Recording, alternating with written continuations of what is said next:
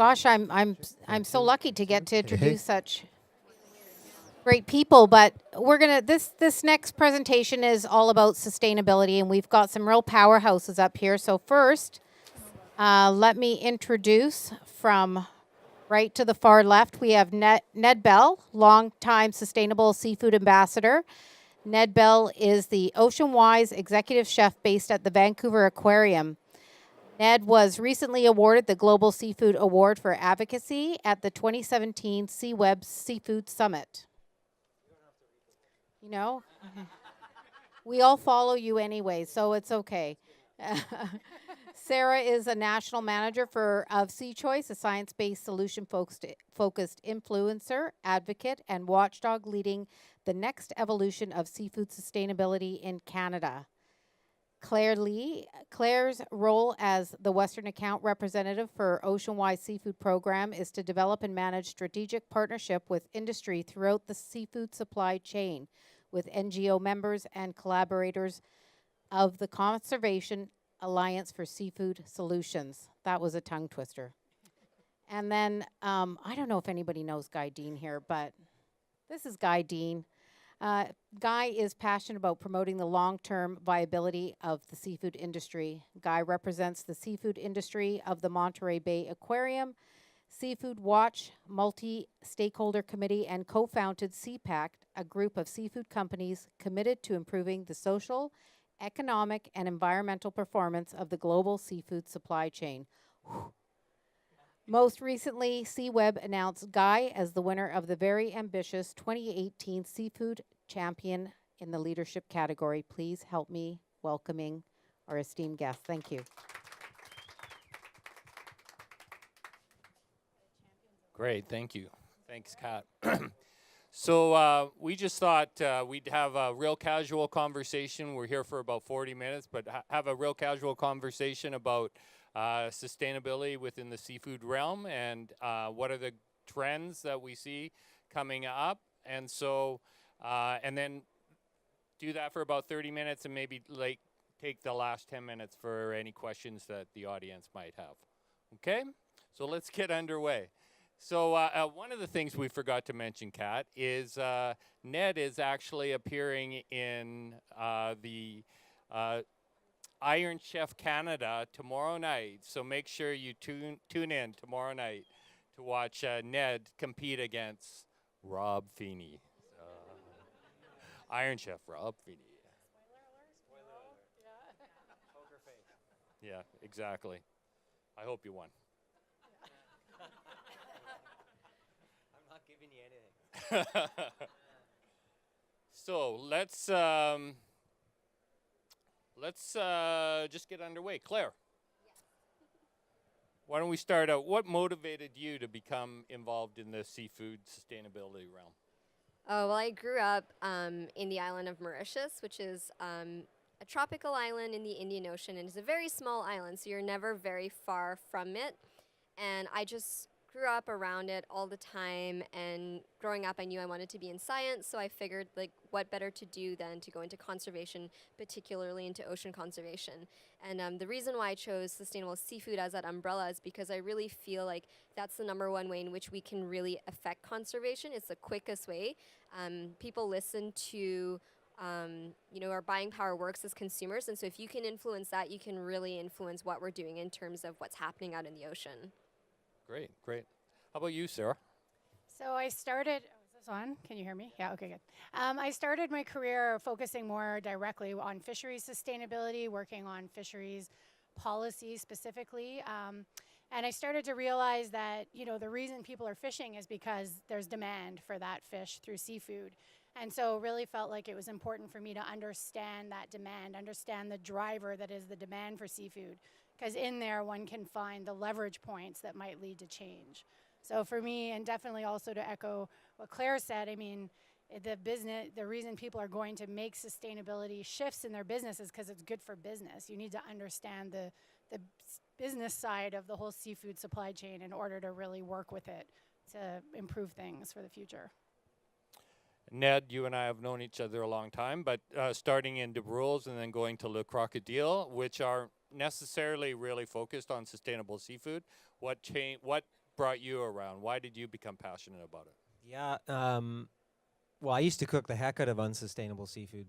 Like so many of my peers, years ago, whether it was Chilean sea bass or big red tuna, although Chilean sea bass has made a bit of a rebound depending on how you look at it. But, we in the industry years ago, we cooked what our consumers demanded. Certainly had sort of guidance. Really was more about creativity than anything else. So it was like, well, if everybody's going to order Chilean sea bass, let's put it on the menu in a number of different applications. Really, I mean, I'm here because of Chef Rob Clark, and he sort of championed sustainability before any of us really did.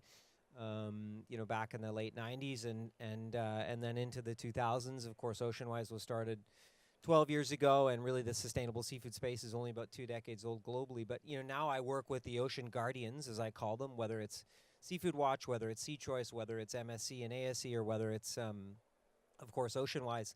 I really look at it as a larger conversation. That film was amazing. Obviously a snapshot of a certain few specific fish farms in general. But I think sustainability for me, when it really hit home, was when we became the first luxury hotel in the country to be 100% Oceanwise. When I was the exec chef at the Four Seasons, we took a $6 million a year restaurant and grew it to almost 11 over the next 5 years. So we grew our business top line, and by managing our bottom line, our profit grew. We grew by being sustainable. We grew our business because we gave our customers, maybe unknowingly, they were making the right decision by just coming and eating our food. I mean, at the end of the day, I'm a chef. I have to make it delicious, but I joke, if I put something tasty in your belly, you're going to like me, and if you like me, you're going to listen to my message. And certainly, Oceanwise, more specifically now, but the Ocean Guardians, my partners, have been really, and peers, of course, have really, enabled me to make leaps and bounds forward and now advocate and educate my peers across the country. Great, thank you. So actually, that's a really good segue. If you were lucky enough to see Journey of the Waterman, then you would have seen a really wonderful presentation about what responsible aquaculture can look like. And I would welcome, I would mention now that it is downloadable. So if you didn't get a chance to see it, please go online and download Journey of a Waterman. It's only 20 minutes long, but it puts a really great perspective about some of the farms worldwide, aquaculture projects worldwide that are doing responsible aquaculture. So with that in mind, Ned, farm versus wild? And where do you stand? And also, are there any good farms, or is farm still a 4-letter word? Wow, that's a big question. Well, first of all, it shouldn't be farmed versus wild. It should be farmed and wild. 50% of the seafood we consume globally last year was farmed. Most people that might tell you they don't eat farmed fish probably doesn't know what they're eating. And I also ask them, when's the last time you had wild chicken? We don't eat wild animals for the most part. We eat animals that have been cultivated for our consumption. I'm a huge champion for aquaculture. In fact, we just hosted an Aquaculture 101 where we gathered 150 of our peers to have conversations around what good looks like, what bad looks like, and how to work within the industry, not against the industry from the outside on sort of what I like to call anyway, and I, don't want to make any enemies, but what I like to call often baseless crusades or headline news, that farmed fish is a 4-letter word. I want to work with the industry and also with the NGO space to continue to educate my peers around how to make the best choices when it comes to farmed. Aquaculture is the future, in my opinion. I mean, I think most people forget that there's also bad wild fish too. We have to remember that just because it's wild doesn't mean it's good. So, it's a conversation around both. And that's why Sea Choice, that's why Oceanwise, that's why Seafood Watch, that's why MSC, that's why ASC exist, and that's just a few. We're trying to do the research, filter it through a Canadian lens, and make sure that we can enable our peers to make the right decisions. How about you, sir? Sea Choice is made up of a number of NGO groups and to create Sea Choice. And we know that David Suzuki Foundation is very vocal against open ocean farming, open net pen salmon particularly. So, but where do you stand? me individually or me as Sea Choice? Why not both? I mean, there's good, I mean, exactly what Ned said. There's good aquaculture, bad aquaculture. There's good fisheries and bad fisheries. I think it depends where you set your bar, and that is often what we are debating. It's not what is good, is there bad, but where is that line? And Sea Choice has a line. We definitely, that line excludes the open net pen salmon in the Broughton Archipelago specifically, where there's no First Nations consent. It's a very important habitat for wild salmon. So there's a number of things that we take into account when deciding that those farms don't meet the line. But certainly there's also a lot of ways that farms can meet the line. So I think it's not fair to say that we're against open net pen aquaculture, period. I think there are specific farms that we don't think meet the bar. And I do think also that when it comes to those particular farms that you mentioned, our wild salmon in BC are in trouble, and they need everything, they need a lot of help, and it's not, nobody's saying that getting rid of open net pen farms near their migration routes is going to solve the problem, and tomorrow we're going to have healthy fish stocks. But it's something that we can do now. It's an action we can take now. And so that we feel very strongly that it is one that should be taken, and that farms should be moved or just moved, basically, out of that area. But I mean, at the end of the day, definitely there's good aquaculture, and we need to be promoting that. And we need to be, as Ned often says, look at the existing aquaculture that isn't good. How do we make it good? How do we make it better? And that's where Sea Choice is really focusing a lot of its efforts right now, is looking at the different bars out there, looking at the different practices, and saying, okay, here's where it is, and here are recommendations for moving it forward so that it can all exist. Great, thank you. And was that for Sea Choice, or was that you? Both, Okay. yeah. I'd have a hard time working for an organization I didn't believe in, so. Perfect. Yeah. How about you, Claire? Well, for OceanWise, same thing. It's not really about wild versus farmed. OceanWise is all about recommending things that are sustainable. And so whether it's wild or farmed, we recommend things that are done the right way. So if you're fishing with a pole and line, that's great. If you're farming inland, that's great. So we're all about highlighting those best options, really, and helping to guide consumers so that they make the best choices. In regards to the species that are farmed but not sustainable, we don't recommend them. Same thing, open net pen Atlantic salmon, not currently. But we would love if they improved enough so that we could recommend them one day. Wouldn't that be great if one day they were sustainable? Currently, a lot of our finfish that we recommend is raised inland in recirculating aquaculture systems. A lot of our partners are out there right now, like Northern Divine Sturgeon. They're raised inland in Seashelt. I saw Arctic char, so a lot of them are there. They're really, really great options. Same, there's rainbow trout. We'd recommend all of that. They're really great. And a lot of people forget that some of the most sustainable seafood that we eat is farmed.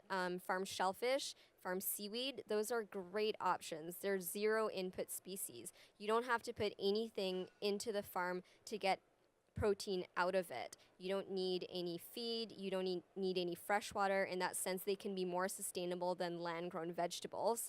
And so it's important not to forget that some of our most sustainable seafood is farmed. Great, I'm thank you. cooking with mussels and kelp tomorrow morning on Global TV, 8:35. Perfect. Sustainable watch. superstars. PVR. So let's see, Sarah, let's start with you. What sustainability trends are we going to focus on, or what are sustainability trends that you think are issues moving forward? So, I mean, I think the thing that's keeping me up at night right now is climate change. That IPCC report came out, the Intergovernmental Panel on Climate Change report, and it was terrifying, and terrifying from a scientifically sound reasons, not sensationalist. It basically says that we have to cut our carbon emissions as much as we can, as fast as we can, or our children will see a very different world than the one we live in now. And so these aren't hypothetical generations we're talking about right now. These are my kids, your kids. These are 10 years. We have a decade to get this right. So I just think that every industry and every one of us in this room needs to be thinking about what part we are going to play in reaching that 1.5 degree mark within the 10 years. And I think the hard part is, even the 1.5 degree will lose 80% of our coral reefs. So even the 1.5 degree isn't, going to, our kids are still going to have a different world, but we do not want to exceed that. We don't know what will happen. So to me, I think it's something that we all need to be thinking about no matter what we do in our daily lives, but especially in our business lives.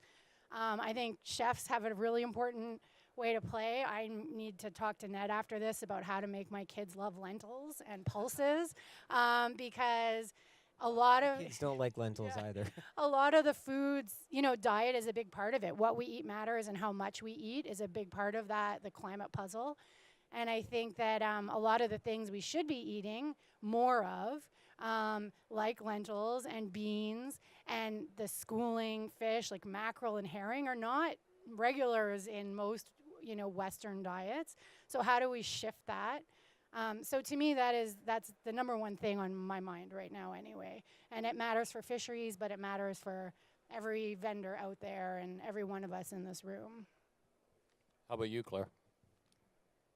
I think for me, dealing with a lot of seafood, the thing that keeps me up at night is probably what's going on in the high seas. So the high seas are the areas of ocean that are not part of a country's EEZ, their economic zone. And so they're basically the Wild West. They're unregulated. And that's where a lot of the IUU happens, IUU being illegal, unreported, and unregulated, thank you, fisheries. And so they're really hard to manage and that's where you get things like human rights abuses occurring, because you'll have a vessel flying a flag from one country with workers from a different country in international waters, bringing fish back to shore in another different country. And so nobody knows how to regulate it. We don't have international laws around it. The fish that pass through the high seas, numerous countries have to coordinate and cooperate on how to manage them. And it's not doing really well right now. There's been some recent studies that came out saying that if you just shut down the high seas fishing completely, especially because only about 5 countries fish the high seas, you could actually create spots for fish where they could reproduce, and that would increase the amount of fish available in the EEZ of individual countries. So that's definitely something that's hugely challenging because of the international cooperation needed, and I think that's a big issue for me. And Ned, on the work front or sustainability front, what keeps you up at night? Geez, I think that one of the challenges we face in the culinary space is, especially currently with profit being pinched, labor being really challenged, skilled labor being very, very, very challenged. I think there's something like 12,000 jobs right now in BC that in the food service sector that are open. I think the biggest challenge we face is that when I speak to my peers about sustainability, they say, yeah, well, what about sustainability for my business? At the end of the day, and this is not a blanket statement to anybody in general, but when profit is first, sustainability often comes last. And I proved for 5 years, at the Four Seasons, that by putting sustainability first, I could put profit first also. Maybe it came out quarterly, but I had to fight for it every week in my finance meeting and my food cost meeting, by choosing higher quality, by maybe reducing portion, instead of 6 ounces, let's go 5, instead of 12, let's go 8, focusing really about quality over quantity. We're going to have to grow our price point. I think our consumers are a little bit leery of what food actually costs, because as long as there's cheap as an option, in your own dark room, when you're making that phone call to order that food, you're choosing the cheap. And you're, potentially doing that not because you don't want to choose the sustainable option. That doesn't necessarily mean it's going to be more expensive, but certainly of higher quality and traceability and all of the important things that we look at when we look at the health of a species, etc. But I would love more of my peers to see sustainability as the only choice, because I think they'll actually be building a stronger business with customers that are more loyal. And loyalty is what we're all looking for, right? Especially in a very challenged space. So profit and sustainability need to be looked at in the same. Very interesting you say that. If you are nerdy enough to go onto Albion's website and see our Albion Farms and Fisheries sustainability policy, you'll actually see that the way we describe sustainability is 3 pillars of a house. And that one is obviously the environmental sustainability portion, and there's social sustainability, and then the economic sustainability. And like any house, if one of those pillars falls down, then you don't have a house. And so they're really integral in how you run your business, because it really doesn't matter if you're completely focused on sustainable seafood options and you drive your business into the ground. It has to make good business sense. So well said. One of the things of that house was the social side of seafood sustainability, and it's become more and more of a hot topic lately. So what questions should we be asking when we're buying seafood? Sarah? Yeah, that's a tough one because the easy answer when it comes to environmental sustainability is look for eco certifications or ranking schemes and just choose accordingly. A lot of the work has been done, but in the social realm, that's not true. Most of those certifications and rankings don't take into account social sustainability, or they're in the early stages of thinking about it. So I think the challenge, I think it's more of a challenge, and really it's about finding a supplier that is committed to doing the editing on their supply chain and make sure that they're mitigating the risk of social sustainability challenges. The really good news is that there's quite a few NGOs out there that have made this their mission in supporting businesses to make sure that their supply chains, particularly with respect to fisheries, are socially sustainable.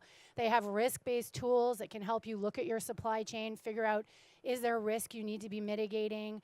And so you don't, as businesses, have to do it alone. There's been quite a lot of progress by these NGOs, and the tools are out there for the taking.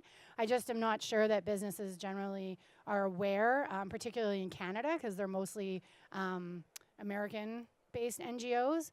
But yeah, it's definitely a challenge, and it's definitely not where the environmental sustainability is in terms. But it's something that you do need to be paying attention to.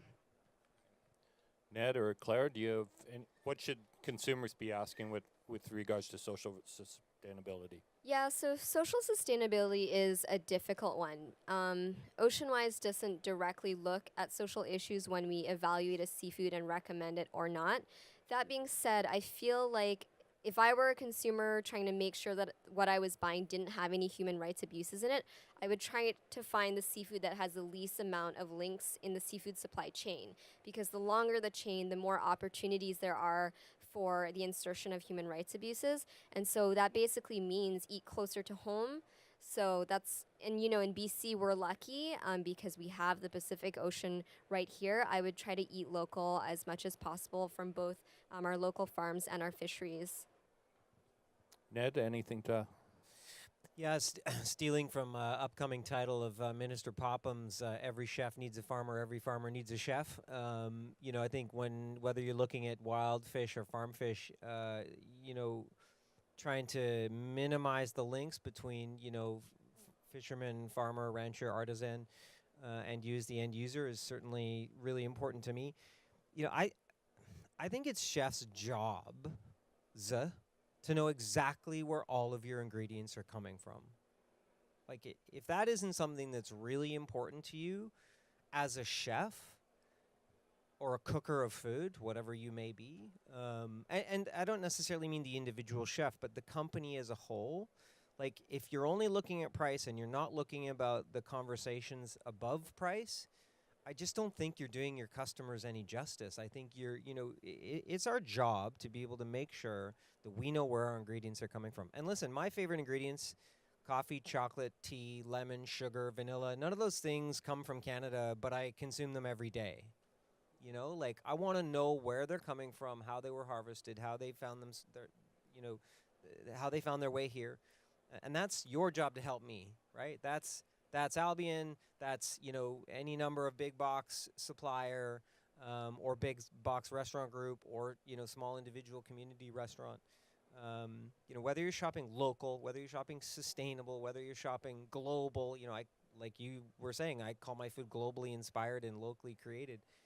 But for the most part, and I'm far from perfect, but I know exactly where all of my ingredients are coming from. And, you know, that's my job.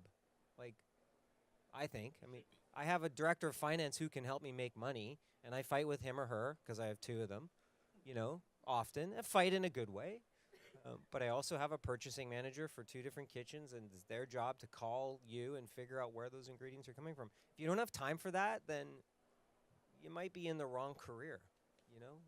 So it's interesting at Albion when some of the things from Associated Press and The Guardian a couple years ago, and in some of the slave labor that was occurring in Asia, came to light, and some of our distributor friends down in the United States found out that they were sourcing from those companies, and so we created a social responsibility letter and some guidelines to our vendors on where they could go to do the research to mitigate any risks associated with social injustices in their supply chain, and we sent it all to our vendors and asked them to sign them.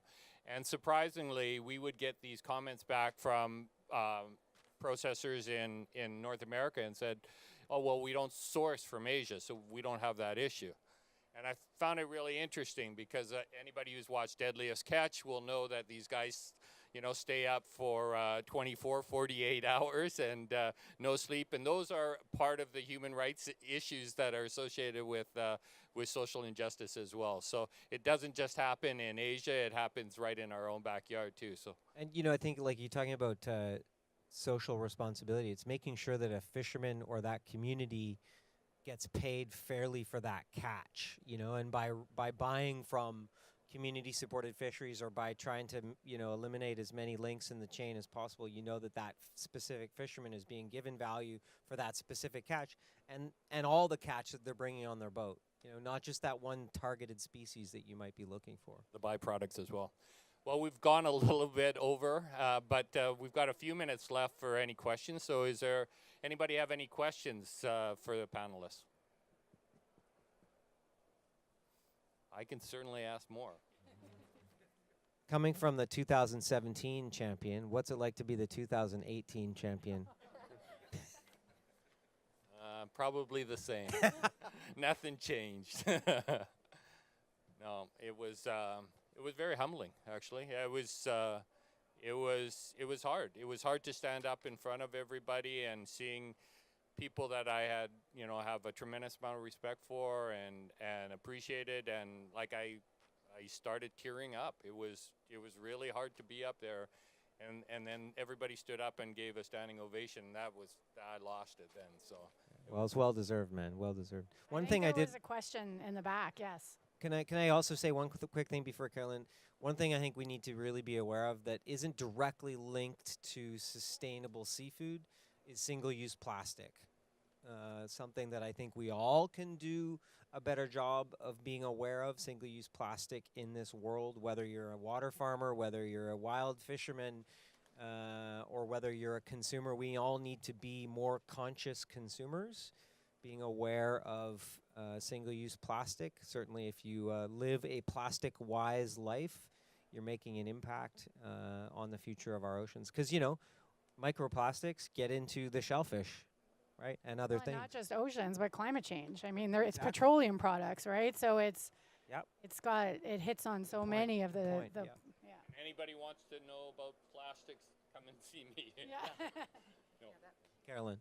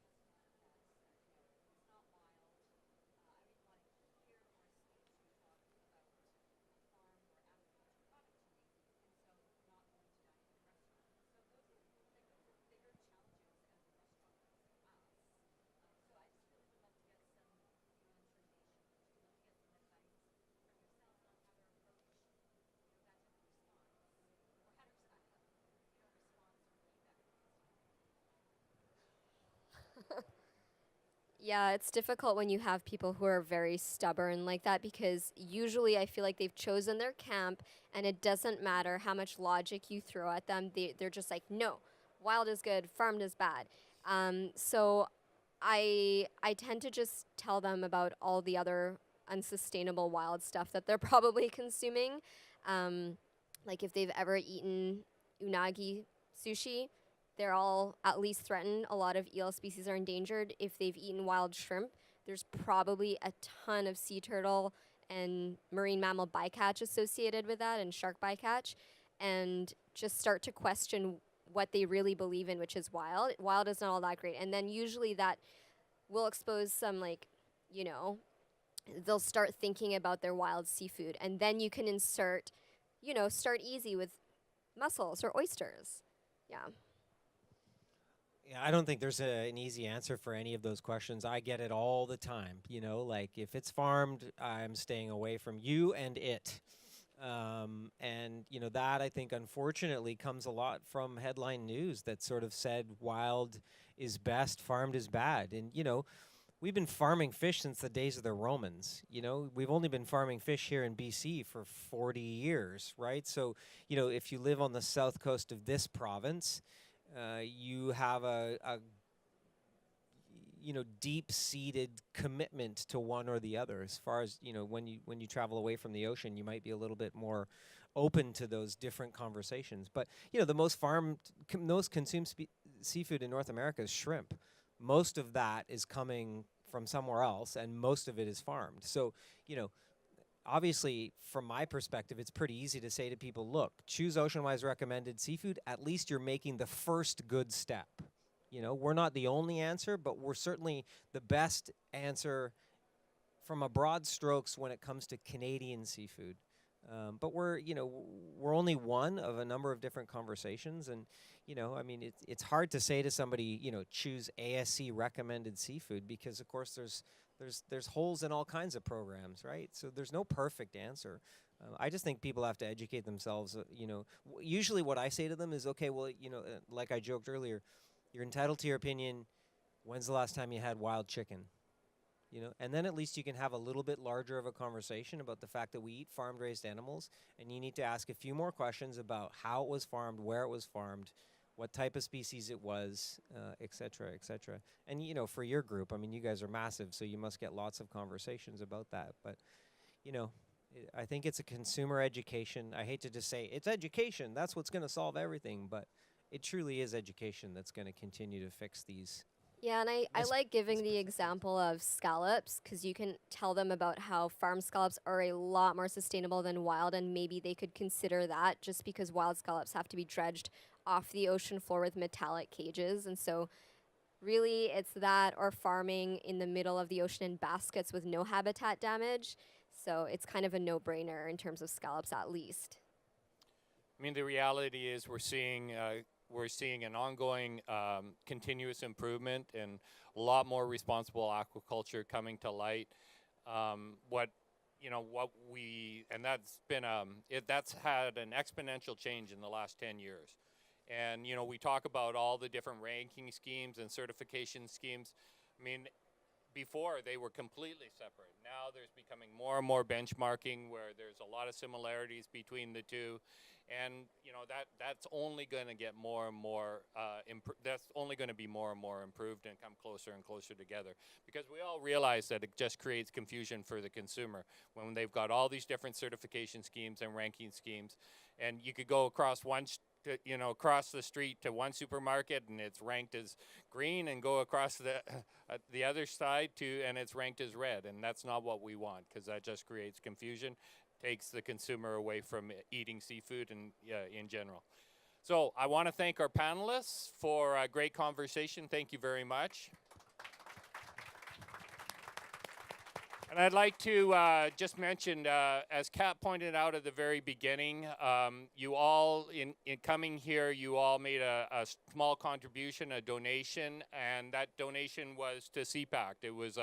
It was a not-for-profit that we started 5 years ago with a number of like-minded protein distributors around North America, and we pool funds and energy and resource and time and effort, and we invest in various fishery improvement projects and aquaculture improvement projects around the world. And to date, through matching funding as well as our own funding, we've actually funded more than $1 million in research and aquaculture improvement projects around the world. Today, we were able to generate $2,000 from everybody's contribution, and Albion is going to match those funds, so we're $4,000 will go to CPAC today. So thank you very much for your contribution. Amazing. Thanks, Guy. Thanks, Ned. I have to get down without falling over. Well, that was interesting.